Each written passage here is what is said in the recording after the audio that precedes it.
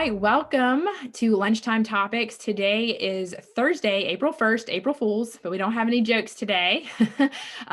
We're here for another lunchtime topic. If you've never been to a lunchtime topic, basically what it is we bring in a local or area business expert who has information and wisdom to share with our startup, innovative tech community to help them in their business endeavors and their professional development, and they present on a topic. So today we have Jeremy Fletcher here. He is the co-founder of a company called Ledgerama, and he's going to be talking to us about cryptocurrency and the rise of social money.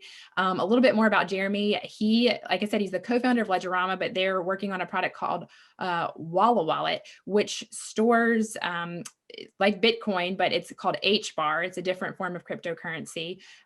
It stores hbar in one place for you. So I'm not going to elaborate. I'm not a crypto expert, but Jeremy is. So he is going to share a little bit more about that and then talk to us about where things are headed with crypto. I mean, it's been all over the news lately. Major companies are adopting it. Visa just announced that they're embracing crypto, which previously they said they weren't because it wasn't a threat.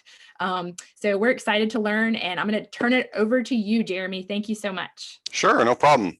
Yeah, thanks, Caitlin. Yeah, so like Caitlin mentioned, my name is Jeremy Fletcher. I'm the co-founder and CEO of a company called Ledgerama. We founded the company in 2019. My partner and I competed in a global hackathon back in October of 2018. And my team wound up winning second place in this global hackathon. And it was a total surprise to me. I had never participated in a hackathon before, didn't even know what a hackathon was. But I got caught up in the cryptocurrency craze in 2017, 2018, as Bitcoin was going totally to the moon. And it peaked out at somewhere around $19,000 per Bitcoin. And so at that time, a lot of folks were getting interested. And of course, it's kind of the same thing now. The value of Bitcoin is going crazy again. So a lot of people are kind of pouring in. But at any rate, so my partner and I started working together in late 2018, early 2019. And we're still, we're still chugging along and doing quite well with all this influx coming into the crypto world here. So what Ledgerama is, essentially our overarching goal is to build trust online. And I know that that's kind of a nebulous sounding huge goal, but it's a real one. And with the progress that's been made in technology recently, it's starting to become a reality. Being able to trust people online that you don't know, and don't necessarily, people that may be potentially adversarial, hackers and criminals and all these kinds of things coming in. But we want to build a world where people can trust each other online. And one of the ways that we started attacking that problem is through the transmission of value. If we can make a very cheap, fast way for people to interact and exchange value, we think that that's a good way to start building this world of trust online. And now you might say, well, Visa and MasterCard and these things are already around. And in the United States, that is true. In highly developed countries, that it is true that we have a highly efficient money system. The credit system, obviously it works well. The trillions of dollars of value are flowing all the time. And so we do have a fairly efficient system in the developed countries, but in other countries not so much. And what we don't realize is the overwhelming cost of all these transactions and things. And we'll get into that a little bit as we begin here.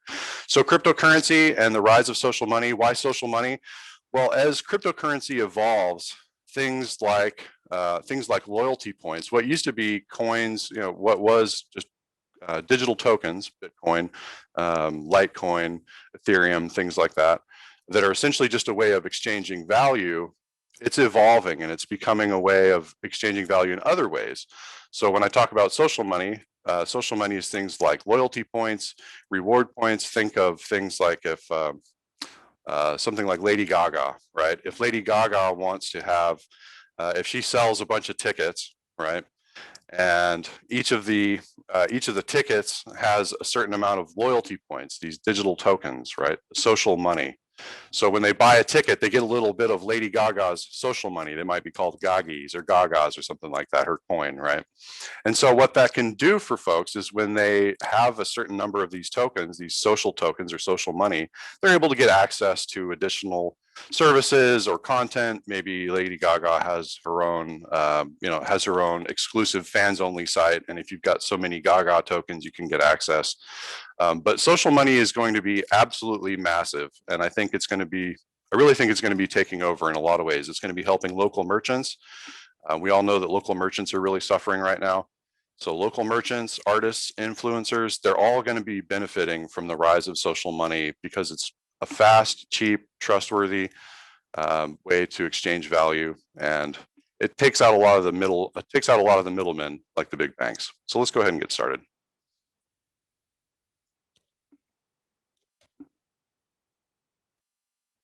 All right, so a good place to start here is what is money?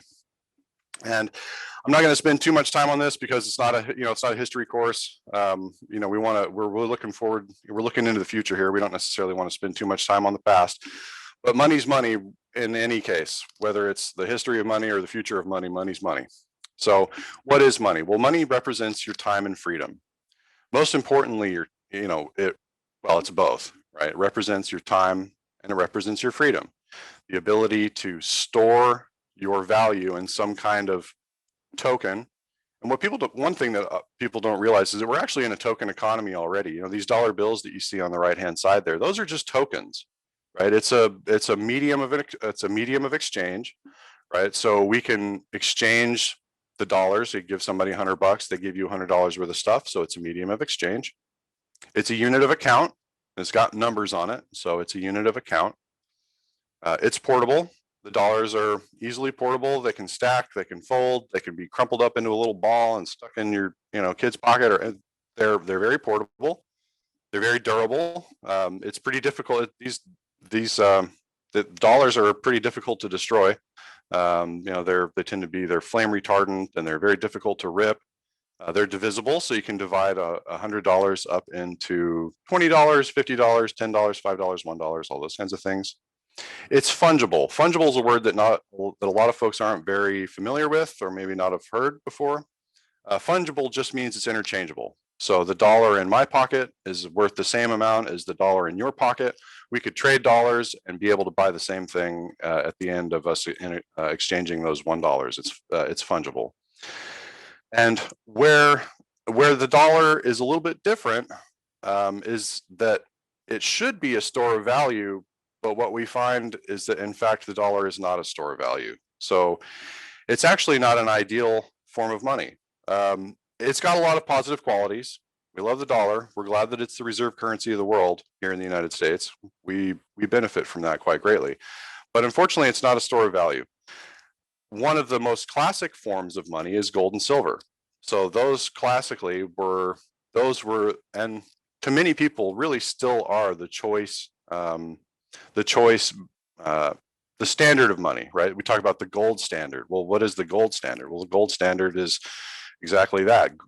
People love gold. It's been used for jewelry. It's been used as a store of value, and now it's used in high-end electronics.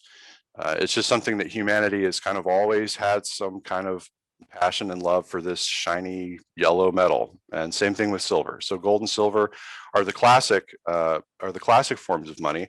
They're a medium of exchange. They're a unit of account particularly when they're minted, right? If it's stamped with a particular value on it, like something like 1 ounce, 0.99 fine, that can be a unit of account. Not quite as, the gold suffers a little bit, or is not quite as good a unit of account as a dollar, because the dollar can reflect actual numbers on it. But it is portable. It's not quite as portable as dollars because it's a little bit heavier, a little bit clunkier, rattles around in your pocket. It's very durable. Gold and silver, the same gold and silver that Egyptians were using back, 2000 BC or something. I mean, that gold's still around, and it may be in a different bar, or it may be on a computer board in some chip or something, but that gold's still around. So it's very durable. It is divisible, not as easily as dollars, but it's divisible. You can break up you can break up gold into ounces and grams and all those kinds of things, grains. It is fungible. So an ounce of gold in my pocket is worth the same as the ounce of gold in your pocket. And this is where gold is excels and is actually better than dollars, is that it is in fact a store of value. Because if you there's kind of an old adage or saying that that back in ancient Greek times, an ounce of gold would buy you a nice handmade toga, a nice pair of sandals. Basically, it would buy you a nice outfit, right? So an ounce of gold now, $1,700, will buy you a nice suit, nice pair of shoes, nice tie. So the value is roughly equivalent. I mean, it goes up and down over time. People value it more or less in different times, but overall, gold and silver are a great store of value. Is there a problem? So with cryptocurrency, one of the things, particularly like I mentioned earlier, in the United States and in other developed countries, people think, well, why cryptocurrency? Why should I care about Bitcoin? We've got an efficient system. It seems to work well. We've all got credit cards. We can use them online. We've got dollars that can exchange, not as well now with the pandemic. We're a little bit squeamish about exchanging of physical dollars anymore. But folks in developed countries often have a hard time seeing the need for something like a cryptocurrency because our system works pretty efficiently as it is. Excuse me one second. I'm trying to find my mouse here, and it seems to have disappeared, so I can mute myself when I'm taking a sip of my water, but excuse me. It's weird. It disappears sometimes on me too.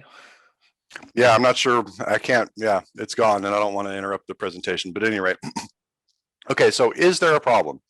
So, when we talk about dollars, what we're talking about is something called a fiat currency. What fiat means is it's a Latin word that means by decree. So, so things like dollars, the British pound the pound used to be was not fiat, right? Because it was actually tied to the pound sterling. It was tied to silver. But most currencies, I don't think there are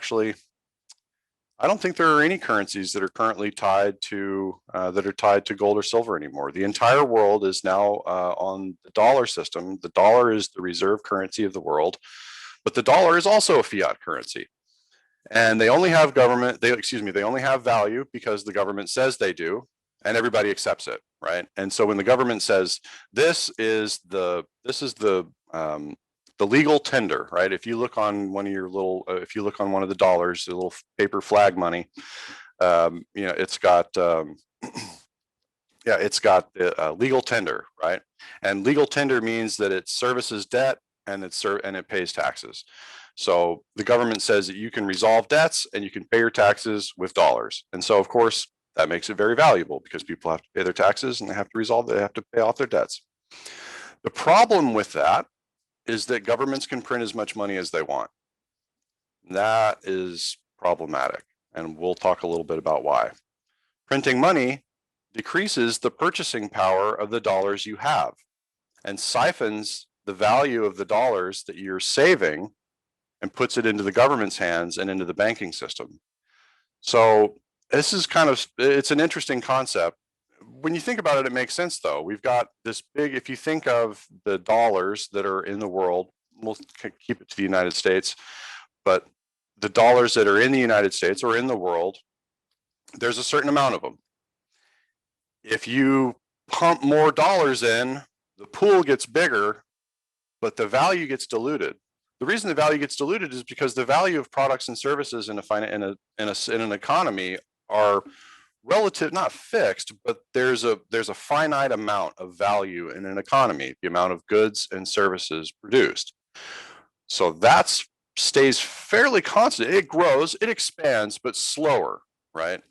But when they pump all this money into the system, it dilutes the money that you've got. So if you've got money in your bank account and you're a saver, right? And the banks, the Federal Reserve and the government print a whole bunch more cash and pump it into the system, like they did in 2020. More cash has been pumped into the system than in the history of the entire world. I think I don't know the exact numbers, but it's something like 2/3 of the money that's ever existed has been created in the last year or something. I mean, it's crazy. And so, unfortunately, what happens is that it dilutes the money, it dilutes it and decreases the value of your savings over time if you're saving dollars. There have been thousands of fiat currencies and 100% of them have failed. There is not one fiat currency that has stood the test of time and lasted. There was a study done, I forget the gentleman's name, but he started a study of fiat currencies, and there's thousands of them. And he started, and by the time he got into the early, so he started and he went alphabetically, right? A's, B's.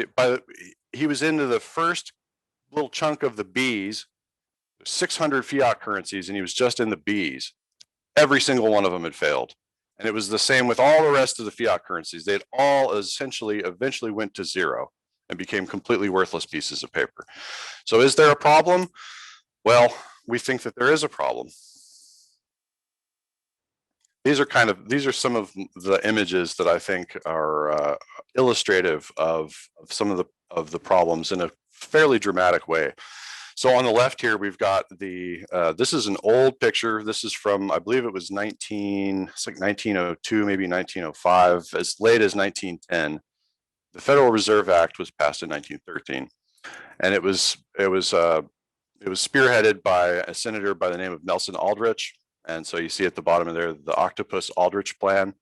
And so this was how journalists were portraying the idea of a central bank back in the early 1900s, right? They saw a lot of problems, and it wasn't called the Federal Reserve yet. Back then they were calling it the National Reserve Association. The law hadn't been passed yet, but the idea was essentially the same. And if you notice, this Leviathan has got its tentacles wrapped around the US Treasury, the Capitol, the White House, the small banks, the little farms, the factories. And what is it doing? It's taking all that wealth and pumping it into the stock exchange.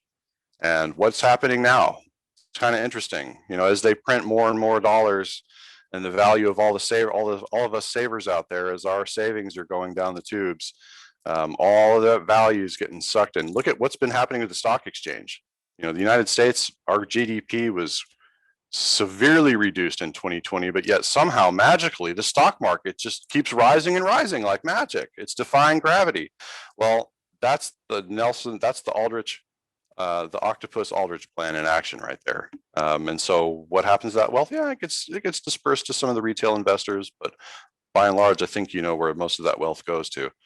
And then over there on the right, you've got a depiction of the value of the dollar over time. Excuse me.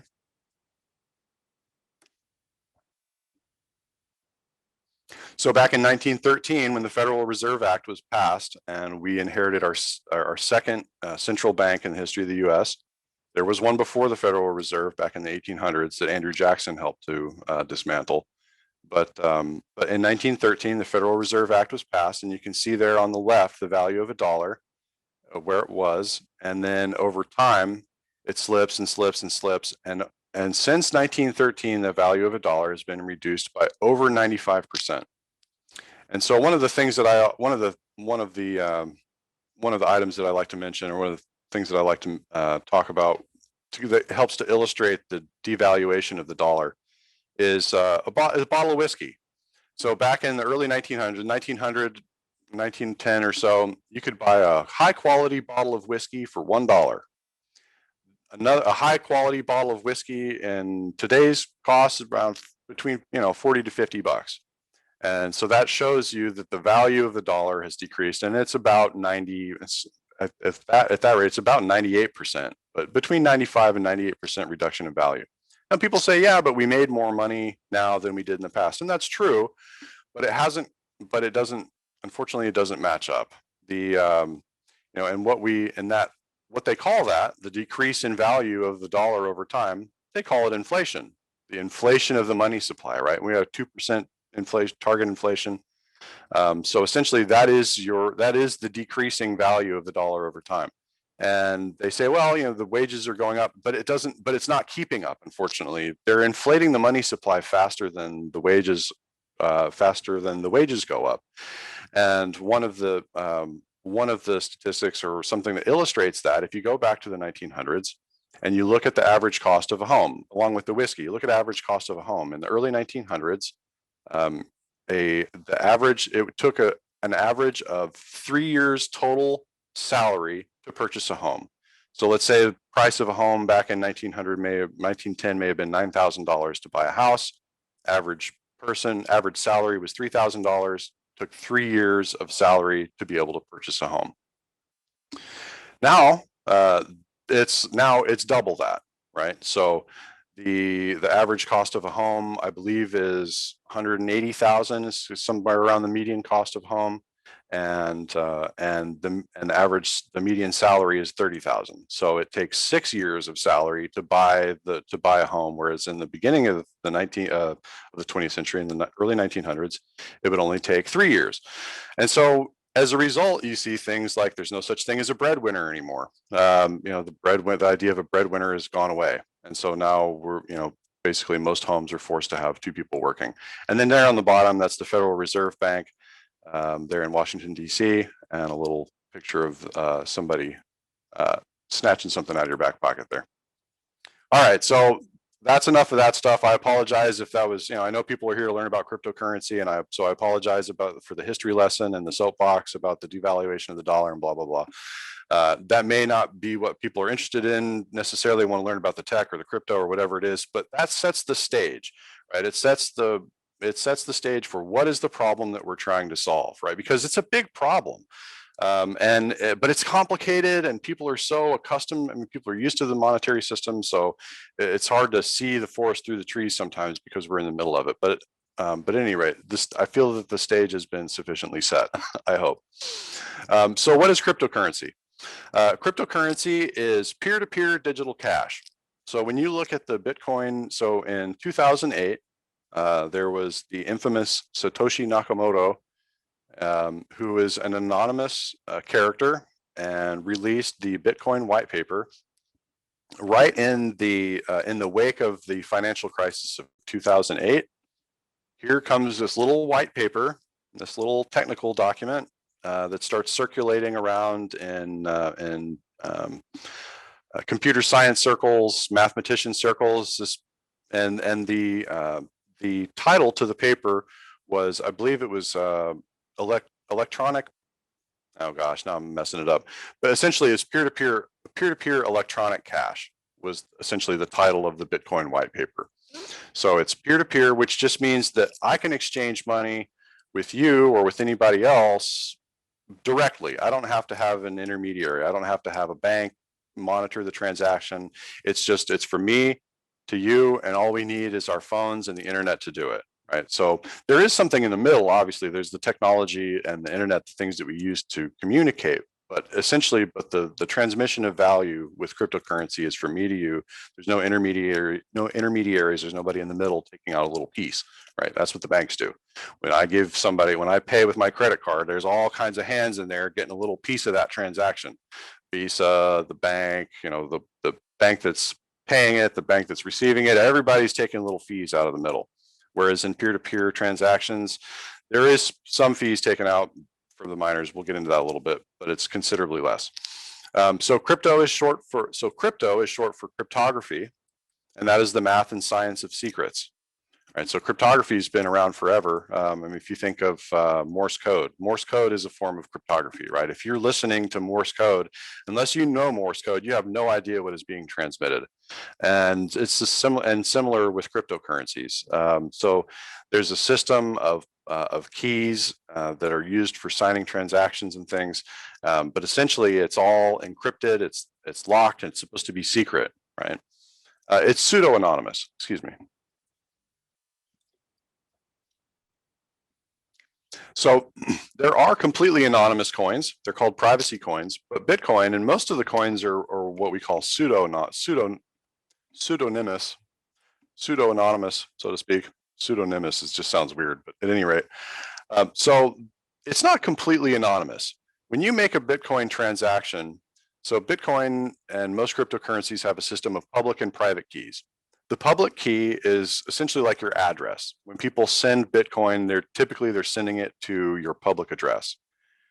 The private key is what signs the transaction. So if I'm going to send Bitcoin to somebody, I'm going to send it to their public address, and I'm going to sign the public key, public address, same thing. I'm going to send it to their public key. I'm going to sign the transaction with my private key, right? But that public key has a history, right? And that's one of the things about Bitcoin is and cryptocurrencies is that the transactions on most cryptocurrency platforms, the transactions are stored permanently. And they're there forever. They're in the blockchain, so to speak. So they don't go away, and you can actually trace transactions from one public key to another, and so you can kind of see where the Bitcoin is flowing. Now, granted, just because I have a public key and somebody sends me Bitcoin, that public key is it's a hexadecimal character. I mean, it's a string of characters about that long. And so people don't know that Jeremy Fletcher is this string of characters this long, but when you've got really sophisticated analysis tools, things like the CIA, FBI, really sophisticated hackers, corporations, things like that, they have the sophistication to track and be fairly confident of where the transaction is coming from and who is generating these transactions. So it's pseudo-anonymous. Takes an incredible amount of work. It's not like Jeremy Fletcher sent this much to this guy, but so it's not quite that obvious. It takes quite a bit of work to uncover, but it's not completely anonymous. Some of them are. They're called privacy coins. On the screen here, you've noticed I've got a number of different cryptocurrencies up there. Bitcoin, Litecoin, Ethereum is the kind of diamond thing. Monero, the orange and brown thing with the M there, that's a privacy coin. And they have ways of tumblers and something called zero knowledge proofs, which essentially allow transactions to occur. And it's like scrambling the data such that if basically it makes it so you can no longer trace it no matter what you do. Zero knowledge proofs are one of the big ways that privacy coins achieve this. So one of the another important aspect of cryptocurrency is particularly in the Ethereum blockchains, Ethereum style blockchains and a few others, they're different than Bitcoin. Bitcoin is it's Bitcoin, right? You just move in Bitcoin from one place to another. Ethereum is similar, has that same aspect in that you can transfer Ethereum ether, they call it. You can transfer ether from one person to another, but there's a whole other world in Ethereum of smart contracts. So essentially what smart contracts are is it's a program that exists on the Ethereum blockchain, and it just runs by itself. And so let's say something like the sale of a sale of real estate, right? So I could sell a chunk of real estate online, and it's maybe governed by a smart contract, right? So money's put in, the money's held in escrow by the smart contract, and the deed to the property is held by the smart contract. And then as soon as the exchange happens, the contract is executed and it's done. So smart contracts has opened up this whole world of alternative ways of exchanging value, and digitized assets is one of the big ones. So whether it's a piece of real estate, art is a popular one that's being digitized now.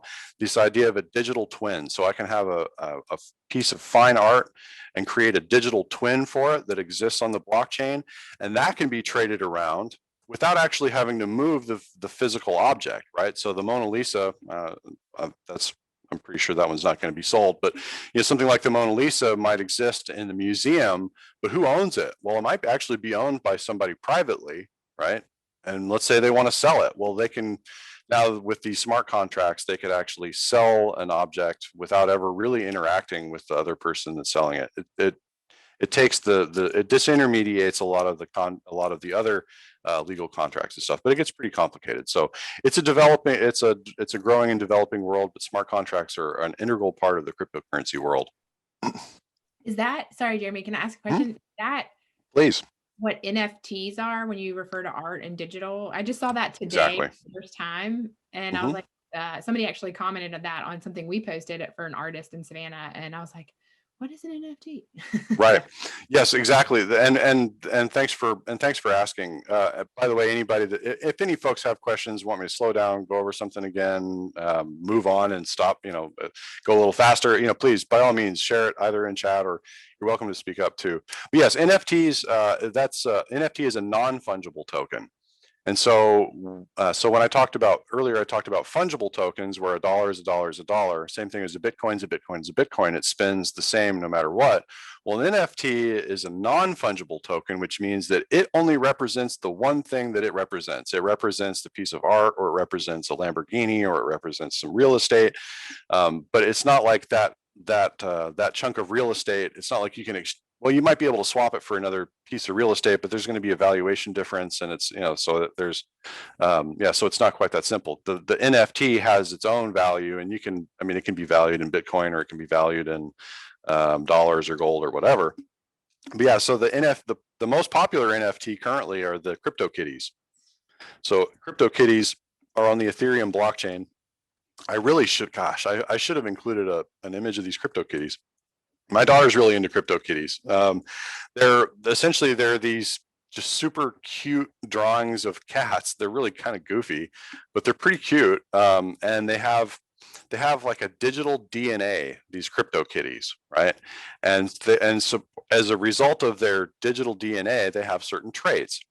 And you can breed your Cryptokitty with another Cryptokitty, and that has a digital DNA. When you breed them, out comes a new Cryptokitty that's a blend of the DNA of the two Cryptokitties.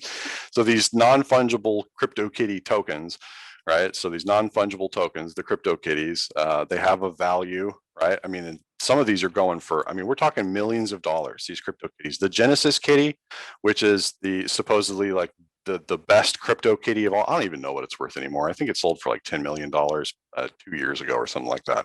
So who knows what the Genesis Kitty is worth now? I mean, it's totally bananas, but they're digitizing everything. The new one now is CryptoPunks. CryptoPunks is the new Cryptokitties, right? So all these punks, and they've got, sunglasses or mohawks or a nose ring or whatever. And and you can do different stuff with them. Yeah. So non-fungible tokens. Yeah. NFTs. And that is related to the smart contracts. They can be done in a couple different ways, but yeah. So also a very important part of cryptocurrency, perhaps the most important part of the cryptocurrency, is the network of nodes all running the same crypto program, generating consensus. That is essentially what cryptocurrency is. It's a network of nodes that are all running the same crypto program. So Bitcoin Core is it's a program, it's software that you run on your computer, and somebody else runs it on their computer, and somebody else runs it on their computer, and they're all running the same Bitcoin program at the same time. And this Bitcoin program has got all the stuff needed in it to do the checks, to sign the transactions, to route the payments. I mean, everything needed to run the network is built into this Bitcoin program, and everybody who's running it on their computer, and you can verify it's open source code, which means that you can download the code yourself and verify it. And if you're a programmer, you can verify the validity of the code that you've downloaded. And so that is essentially what cryptocurrency is: networks of nodes running the same crypto program, and they generate consensus. And that's done in a couple different ways that we'll talk a little bit more about, the generating of consensus. And they rely on a system, like I had mentioned earlier, they rely on a system of public and private cryptographic keys for sending and authorizing the transactions. And then there's a couple different kinds. There's the mined cryptocurrency, which we refer to as proof of work. And then there's pre-mined or minted coins, which is considered proof of stake. So with Bitcoin, Bitcoin is a mined cryptocurrency. So, and it's a proof of work system. So what that is, see if I can do this without making it too complicated. So in the Bitcoin program, the way that the Bitcoin program rewards, or the way that they create Bitcoins and give them to people, is by solving a very complicated math problem, right? So if you can, and it's your computer doing it. It's not like there's some guy writing it. I mean, no, it's all computers that are solving these math problems. And if your computer So let's say you've got 1,000 computers all running the Bitcoin program. And they're all trying at the same time, they're trying to solve this complicated math problem that the Bitcoin program has presented to these miners, right? So the people running the Bitcoin program, if they're mining, what they call it mining. Their computers are trying to solve these complicated math problems. Whichever computer of the 1,000, if they're all trying to solve this complicated math problem at the same time, whoever solves it first gets the Bitcoins, right? So I think initially it was 50 Bitcoins were the reward, then it was halved to 25, and then now it's down to like 12 and a half per reward, excuse me. So, right, all these computers are trying to work on this really complicated math problem. Whoever solves it first gets the Bitcoins. And when they solve the problem, and essentially there's a lot of things going on, it's a little complicated, but while they're solving these math problems, once the math problem has been solved, a block is created. A block is essentially all the transactions that happened, and with Bitcoin, it's in a 10-minute time frame. So a block happens every 10 minutes. So every 10 minutes, you've got computers all over the world fighting against each other to try and solve this super complicated math problem. And whoever solves it for that 10-minute period gets a reward of 12. At this point in time, I believe it's 12 and a half Bitcoin. They get the Bitcoin reward, and then the next 10 minutes continues. Boom, boom, boom. Everybody's trying to solve this math problem. Somebody finally solves it. A new block is created, and somebody gets the rewards, and they move on. And that's how you wind up with blockchain, because every 10 minutes you're creating a block of Bitcoin transactions, and then the next 10 minutes you create another block, and they're linked, right? So there's a link from one to the next, and so it becomes a chain. That's why they call it blockchain. And all the transactions in a 10-minute time frame are in that block. But the math problems are becoming so complicated that it takes a lot of computers to solve these problems. I don't know if any of you have seen any of these or heard of the big Bitcoin mines or these big cryptocurrency mines, but essentially what they are is they're warehouses, huge warehouses full of these computers. They're called, they use in Bitcoin, and a lot of them use ASICs, which is an application-specific integrated chip. So these ASICs are specifically designed to solve Bitcoin math problems. That's all they do. It's kind of weird. It's a strange system, but these warehouses, they're all just competing against one another to try and solve these complicated math problems and get the Bitcoin rewards. And the reason that they designed it that way is because it creates scarcity, right? So I mentioned that the rewards halve over time. So there can only ever be 21 million Bitcoin, right? So the original Bitcoin, BTC, there can only ever be 21 million of them. So there's a scarcity there. Everybody's trying to compete. Over time, the amount of rewards get reduced. So so over time, you've kind of got, initially you had this, it was kind of parabolic, but then it kind of levels off, and there's a plateau for mining the cryptocurrency. But that's a proof of work system.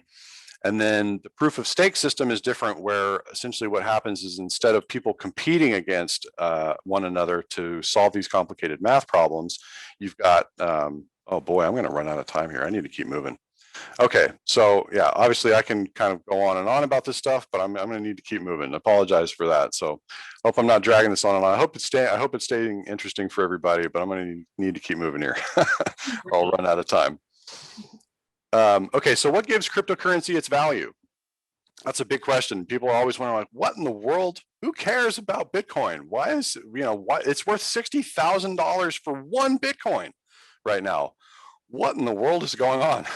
And this cute, adorable, I think it's an Akita, the dog, the Dogecoin, right? It's actually DOGE. It was Doggy Coin, but it's become Dogecoin because DOGE. It's really like Dog E coin, right? Electronic Dog E coin. But it became, and now everybody calls it Dogecoin. And this stupid dog is just so adorable, and it's everywhere. And it's got, so it's become this viral meme, and they actually call it a meme coin.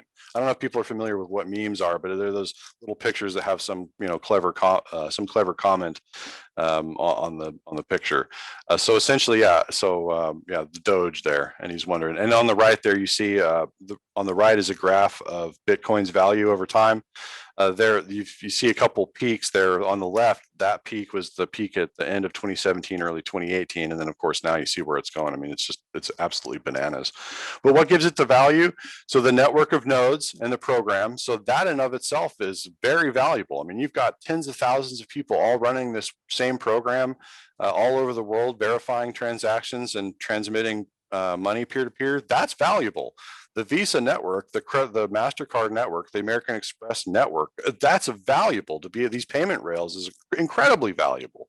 So to have a program running on tens of thousands of computers all over the world where people can exchange value 24/7 without having to rely on banks or governments in the middle is incredibly valuable. And people see that. Scarcity is another part of it. Like I mentioned, there can only be 21 million Bitcoin. Now, there's a caveat there. You can fork Bitcoin. It's an open source program, so you can fork it, which means that if people in the Bitcoin community don't like the direction that Bitcoin is going, they can fork the code and make their own new Bitcoin, like Bitcoin Cash. You've got Bitcoin Cash, you've got Bitcoin Diamond, you've got Bitcoin Gold, you've got Rent Bitcoin. I mean, you've got all these Bitcoins, right? They're all forks of the Bitcoin program. So yeah, so it can be inflationary in that sense. Bitcoin Cash, there's 21 million Bitcoin Cash, there's 21 million Bitcoin, there's 21 million Bitcoin Diamond, and they're all kind of competing against each other for who's going to be the most dominant in the markets. Bitcoin is, it has first mover advantage, and it's just stomping everybody by leaps and bounds. I believe it's 90% of all cryptocurrency transactions are still in Bitcoin. But it is scarce. There's only 21 million of them that will ever be created. I think there are like 17 million of them right now. Novelty is part of it. So I mentioned the Cryptokitties, I mentioned the CryptoPunks, and this Dogecoin.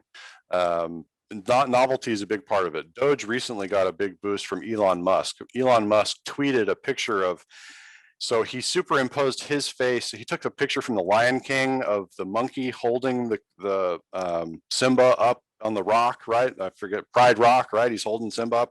Well, Elon Musk had a meme. He superimposed his face over the monkey or the chimpanzee in the movie and put Dogecoin's face on Simba, right? So it's Elon Musk holding up the Doge, holding up this cute doggy, right?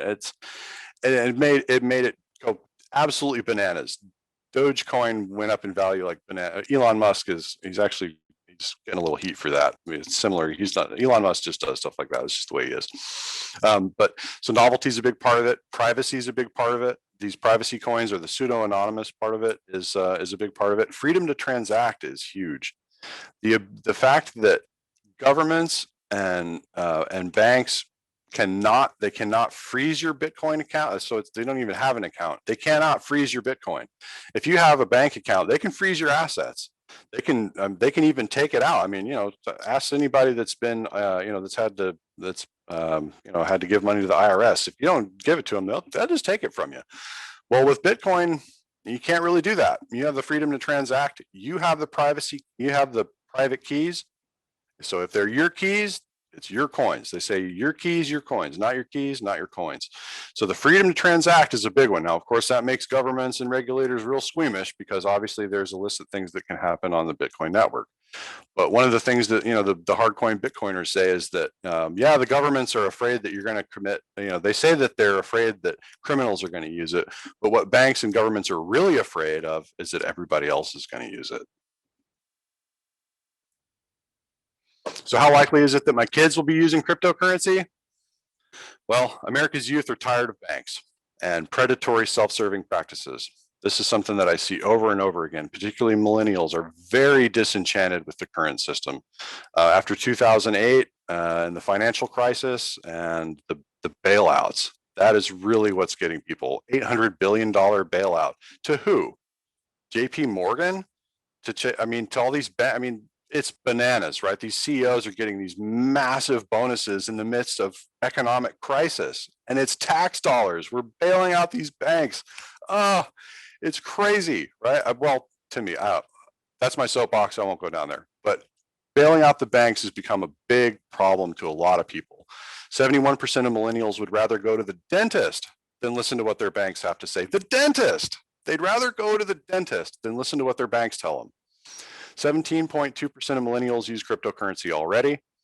42% would rather save crypto than dollars, and 88% would like to use cryptocurrency as an investment. So how likely is it that you or your kids will be using cryptocurrency? I'd say it's incredibly likely. In fact, I'd say it's inevitable.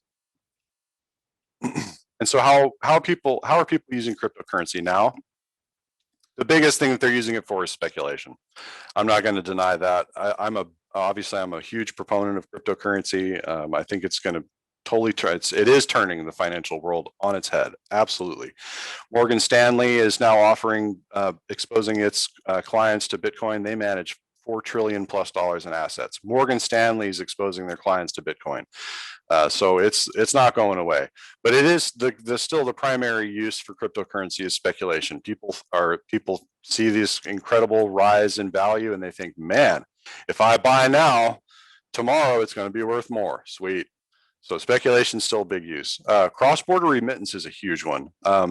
Cross-border remittance is so expensive. When you try and if you're trying to wire some money to family in El Salvador, it's expensive. They're going to take a lot of your money, and that's money that, particularly when we're sending these cross-border remittances, it's because the people that we're sending it to really need it badly. So to lose these massive chunks of money by these wire fees, it really hurts people. So a lot of cross-border remittance now is done in Bitcoin and other cryptocurrencies because you do have to pay a small fee to the miners. The miners get a little bit of a little tiny piece of Bitcoin on top of the Bitcoin rewards just for participating in the network. They get a tiny miner's fee, right? But in comparison to what the banks charge, it's insignificant.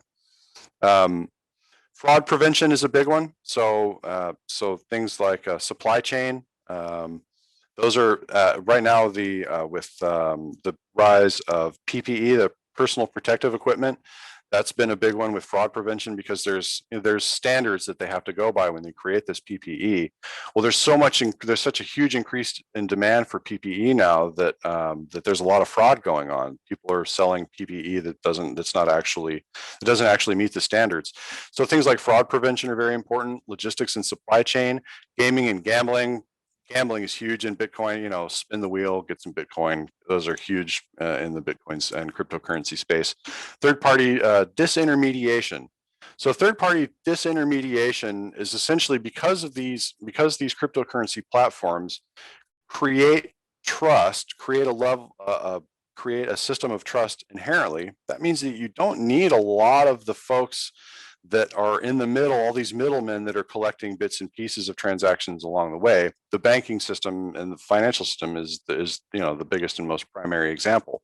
When you swipe your credit card, gosh, there's probably 15 different parties in there that are taking little bits and pieces of that transaction out. And so when you do a peer-to-peer, you're taking a lot of that out. You're taking a lot of these middlemen out. So all those hands in the cookie jar are going away. They're creating digital assets and digital twins, like I mentioned before, with the art and the real estate.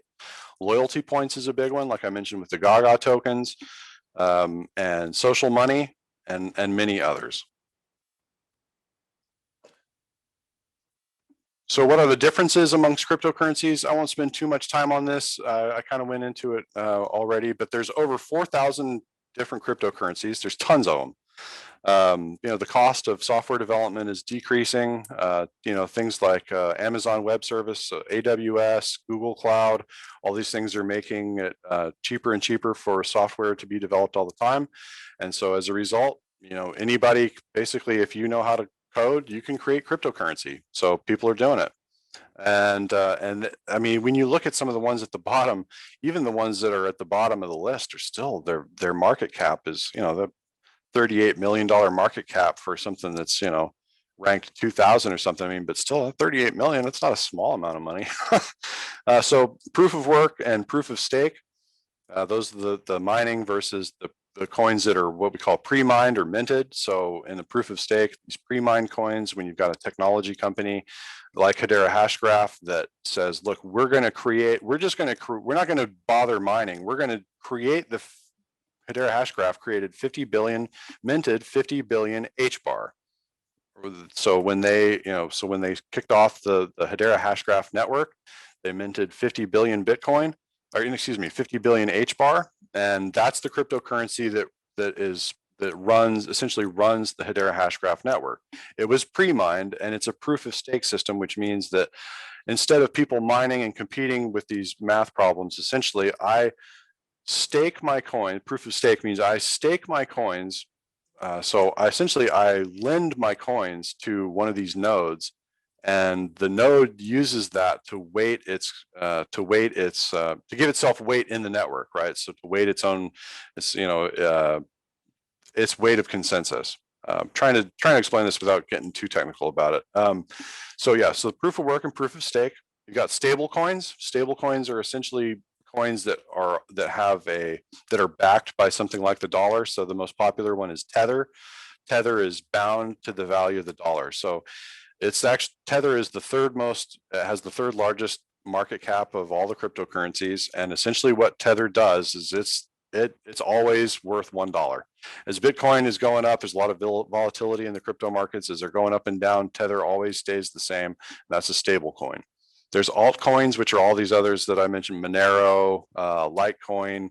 hbar is considered an altcoin. Even we love our hbar, but it is in the markets, it's still considered an altcoin. And then of course the max supply is different for all these different coins. Max supply of Bitcoin is 21 million. Max supply of hbar is 50 billion. So all the max supply is different with all these coins.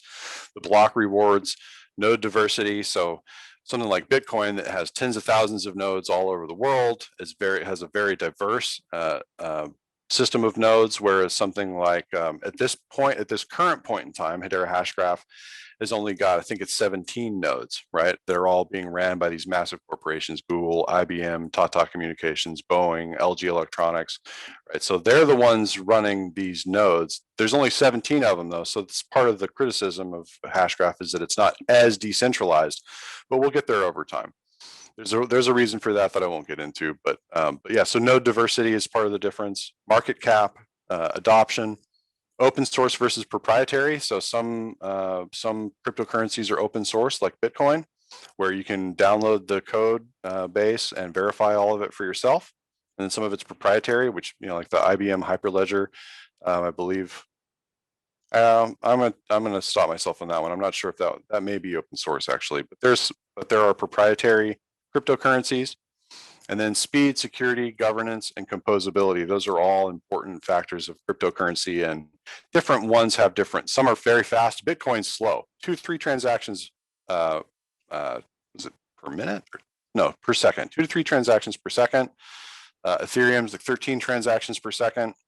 Visa network transacts at about 2,000 transactions per second. Hedera Hashgraph is capable of, currently it's throttled down to 10,000 transactions per second, but is capable of theoretically infinite number of transactions, but probably realistically maybe 250,000 transactions per second is a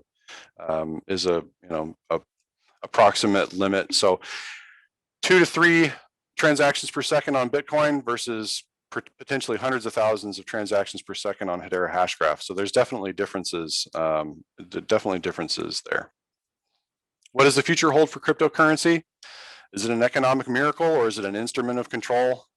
That's kind of yet to be seen. Bitcoin did the whole Satoshi Nakamoto paper coming out in the wake of the financial crisis makes it a little bit suspicious to a lot of the paranoid folks in the cryptocurrency community. So there is some concern that perhaps Bitcoin is actually the new world order, using the kind of sneaking in a new system of world money out there. So we're not really sure exactly where that's going. CBDC versus independent crypto. So CBDC is central bank digital currency, and then independent cryptocurrency. So that would be like the Federal Reserve, the Bank of Japan, the Central Bank of China, creating their own digital currencies, which is happening. China's already got theirs. There's the Bahamas have the sand dollar. Iran is developing their own central bank digital currency. I forget what it's called though. And big part of the future here is that once people have seen the problem with the central banks, right? This idea that governments can have the central banks print as much money as they want, which devalues our money over time. Once you see that, you can't unsee it. So I think that speaks to the future. Once people see the problem with the existing financial system, it's like you can't go back. but there's a lot of regulatory uncertainty in the markets. I mean, cryptocurrency is very new, and we just have no idea. The regulators just by and large don't know what to do with it. Do we limit it? Is it innovative? We let it happen, just let it go. They're scratching their heads.